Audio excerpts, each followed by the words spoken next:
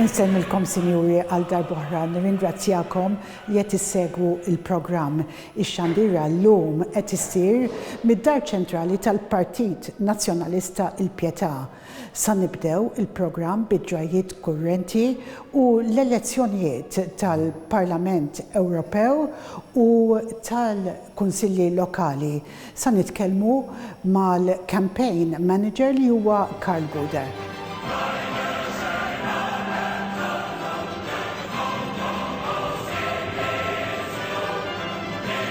Thank you very much, Carl, for coming to meet us today. Thank you, Leah, and thank everybody who watches your program. There are a very numerous number of people actually who watch your program. Quite a few now, yes. Thank you very much. First of all, I must congratulate you about your campaign. You're the campaign manager for the European elections and the local elections. You must have so much to do. Yes, it's a challenging task. It's the first time I've been tasked with actually managing the campaign for the Nationalist Party, for a party in general. I never ran a party campaign. Obviously, this campaign is different and maybe more work to do because, as you said, you have 68 local councils and the MEP elections all happening on the same day, on the 8th of June. So you have to build a campaign around the European Union, around why it makes sense to have more representatives from the Nationalist Party in the European Union, and then also a campaign why the Nationalist Party, why we believe the Nationalist Party is better at managing localities on a local level. I think that this year, first of all, for sure, on an MEP level, 2 incumbents who have a very good track record and another 6 candidates who are all known in different ways, Absolutely, who yes. again are very strong. And we're building, now nearly ready, because next week actually the nominations for the candidates close.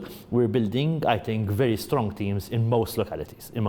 Your experience of being a member of Parliament, the Maltese Parliament, Carl, gives you a lot of experience on how to run the campaign. Yes, and at this point in time, more than Parliament, it's when I was in council. Since I was mayor and I was councillor for a number of years in St. Julian's, I ran campaigns myself, but it's on a personal level. When you come to the party level, it's very different.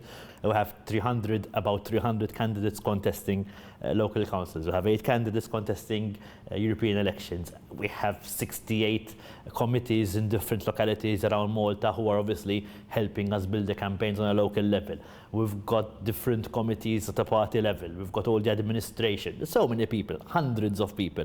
The good thing is that we have a small campaign team, practically all in-house, people from the party and people who are involved in the company, because Media Link, Net Television, Net FM, our newspapers, our portals play an extremely important role in this campaign, and therefore obviously we have people also from the company who are involved, a small team of people. But you're heading Net Media, Net TV, yes. Media Link, you're heading it yourself also. Exactly. So in a way that brings it all together. Yes, maybe the advantage that I have is that I'm obviously very involved in the company because I run the company, and I've been very involved in the party. So it's like we know each other and we know more or less how we work. I like saying that the campaign team I have, with just a wink of the eye, we understand each other. Absolutely. And you have to be very fast. It's very fast, it's very dynamic. I like telling them less talk and much more work now. But we're a agile team. We know our strong points, we know our weaknesses of each other, and I think we complement each other pretty well. And I have to say, from my experience on the media side, I would say it's probably the best atmosphere of anywhere I have ever worked. Luckily, so, congratulations, yes, really. That is true. The results we're getting lately in surveys, etc., as a company, are the best that we've ever got in our existence, and I owe that to good leadership, but also to a strong and very hard-working workforce. And very loyal also. Extremely loyal, and we don't go to work. It's like a family thing. It's like an extended family, we all absolutely. give our 110, 120%. Yes. And now I think we're reaping the results that we've been working on for a long number of years. And now I'm proud to say that Net Media is the most popular private station in Malta. Congratulations again. I'd like to focus on the MEPs to start with and the candidates. You spoke about such a strong team. I've met them all, and indeed yes, they are. I mean, and also we've got Roberta. We're very proud of them. We've got Roberta. Everyone's very proud of Roberta. And I have to say, each one brings something different. So in fact, the electorate have a very big choice. If you don't really find you can gel with somebody from watching them, you're surely going to find somebody else who you can click with. I'm a bit biased, but I think our team of candidates is the best team that is being offered on the island. And we can go through them. David and Roberta have an extremely fantastic track record of what they've done on a European level for so many years. Peter, who has been working in the European institutions as well for a good number of years. David, who has been involved in local politics for so long. For a lifetime. For a lifetime, but also involved in European in European fora. Norma, who also in her own profession is very well known on a European level. Louisanne, who also she has a very strong standing. Absolutely, and the younger ones. And the younger ones. We have Lee and Mariana. Lee, who has a very strong background on a professional level, also he's lived abroad, so he knows the differences. And Mariana is our youth. Mariana is the next generation, and even the way she presents herself, especially when you see her on a one-to-one, I think they offer a fantastic group of people who can represent us so well on a European level. Bernard Grech, the leader, has set the aim of the Nationalist Party, winning the third seat a good number of months ago. And that is one of our main aims, that we would win the third seat. I think in the current situation, where there are so many difficulties going on, where the Labour government is now showing signs of fatigue and signs of disjointedness and different people saying different things, with the Nationalist Party presenting such a strong team of candidates, I think that we will get the third seat. Not because we have any specific right to get the third seat, but I think we have a good narrative to convince the people. And I think when you meet the people outside, one, we need to give a sign on a local level that things aren't well. And two, I think the people do appreciate that we have done our utmost of effort to present a strong team, and also that the policies we are presenting, people are beginning to listen to us and beginning to understand that, listen, the Nationalist Party knows what it's doing, knows what it's saying.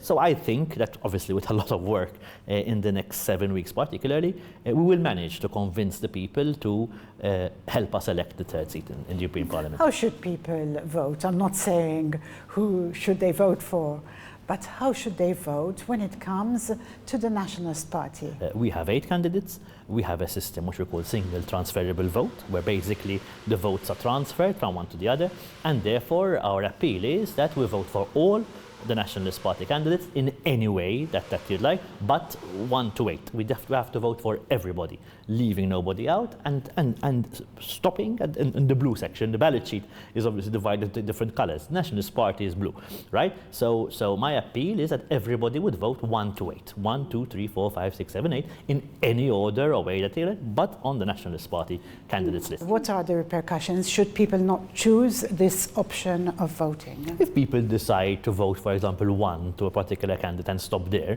or 1 or 2 and then stop there, or even worse, cross vote 1, 2 to the Nationalist Party and 3 to another party, there's a probability or possibility that we wouldn't get the third seat. So you would have voted for the Nationalist Party, but since you wouldn't have continued voting all the way down, and since we elect, this is not like a general election, it's not the first count who wins, who gets the votes, most votes on the first count, but it's the last count who manages to elect the most amount of seats. Since we inherit what we call votes one after the other, then your vote, if you would have stopped at number 2 or number 2, doesn't keep on inheriting, which means that will stop there, and the other party will have his votes inheriting, meaning that there's a risk that although we will have enough first count votes to get the 3 seats, as we're saying, but we wouldn't have enough votes to inherit, and therefore we'll lose the third seat and we'll be back to 4-2 as we are today. That would be a real shame, wouldn't it? Can we speak about the local councils? Yes. What can you tell us as an update? Yes, the local councils, I mean, I'm now meeting each and every team. I think we have very strong teams in most localities. I'm pretty confident that we will increase the number of local councils that the Nationalist Party leads in the next election. Because if you see the track record of Labour-led councils, not all of them, okay, but certain Labour-led councils, there was a disaster in certain places, right? They need a change of leadership, I think, either because there was mismanagement or because of incompetence, but Labour-led local councils in certain localities have made a mess, and I believe we are offering a very good alternative where it comes to candidates, the type of people who are forwarding, and also policies. Certain localities have suffered a lot in the last 5 years, unfortunately led by Labour, and I think it's our duty to provide a real or total alternative of good, strong people who can move those localities forward. And I'm pretty confident that obviously we need to keep on convincing the people, but if we work hard in the next 7 weeks, we will manage to flip back a number of local councils. You have a wide range of age groups also, Exactly. and that should appeal to a lot of people. What do you say to those watching us, people who would traditionally vote for the Nationalist Party, who may be reluctant to go out and vote this time? I have two messages for them. First of all, this is not only to the nationalists, even to non-nationalist people. This isn't an election that will change government. But I think if you go outside, you hear people grumbling about so many issues: the cost of living, traffic, the environment, overpopulation, right? This is an opportunity to show the government you're not going to change him. The next day, whatever happens, the same government will be there, Labour will be in government, but a clear sign that, listen, we're not happy with the way things are going and we want things to change. And this is a way of showing that. Having said that, also, whether we vote or not on a personal level, whether I go to vote or not, I will have my representatives in the European Union and I will have my representatives on local councils. And I think I should have the right to choose my own, right? It's useless not voting and then grumbling because my local council is a mess or because my MEPs are saying things they don't agree with. It's a right, it's a very strong tool, and my appeal is to all of us, not only nationalists leading, even Labour leading, even other leading. Go and use your vote. That is your right. That is a strong tool that can make a difference in who is elected in the respective fields. At certain times, even on a European level, we've managed to lose or win a seat by a few tens of votes. So if we think that my vote, because there are 200,000, 300,000 votes, I'm only one of 300,000, your vote can make a very big difference, especially in the last count, whether we'll have a nationalist third seat or whether we'll have a Labour fourth seat.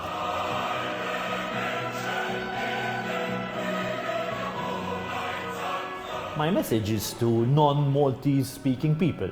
Even you have a right to vote. Some of you have a right to vote in local levels. Some of you have a right to vote on the European level. Some of you have a right to vote in both levels. And my appeal is go and use your vote. Over the next few weeks, you're going to be receiving lots of literature from different parties. Everybody explaining what their vision is for Europe, for Malta. My appeal to you is go through them. Do your research. See what people are saying. See what the different parties are saying, and then take a decision. But on the 8th of June, use your right, go and vote.